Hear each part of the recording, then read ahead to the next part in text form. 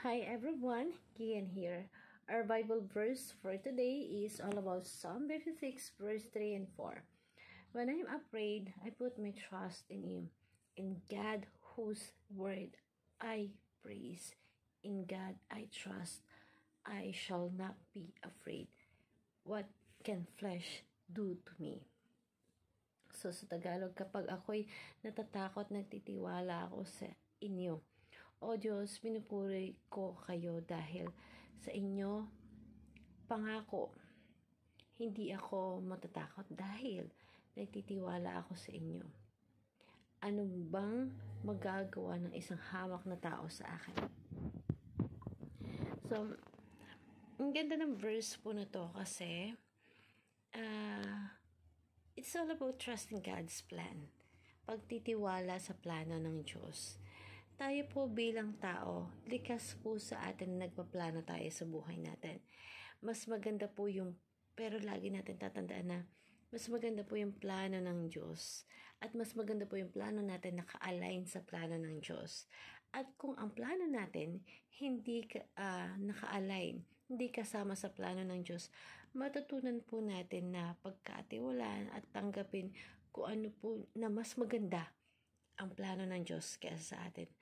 Ang kaibahan ng Bible sa ibang libro na yung author ng ibang libro namamatay, pero yung author ng Biblia buhay. At siya po yung hinihingi natin ng gabay para po basbasan tayo na maintindihan natin yung mga talata na sinulat po at ma-apply natin sa buhay natin. Trust overcome fear. Pag nagtiwala tayo sa Panginoon,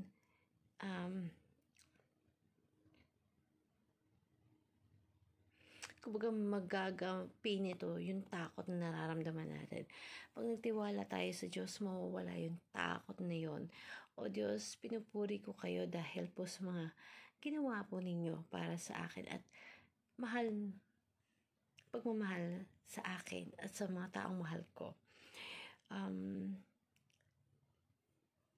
Every time that we put trust God, andun yung peace And it's a part of worship. Yung pagtitiwala, yung mawala yung takot at magkaroon ka ng peace. So let us magnify God's other than our problem in life, other than the stressful things na nangyari sa buhay natin.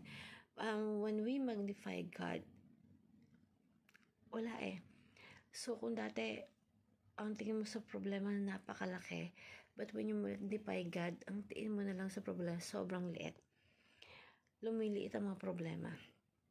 So, I want to share with you this simple prayer na, Mighty God, in times of danger and fear, we place our trust in you.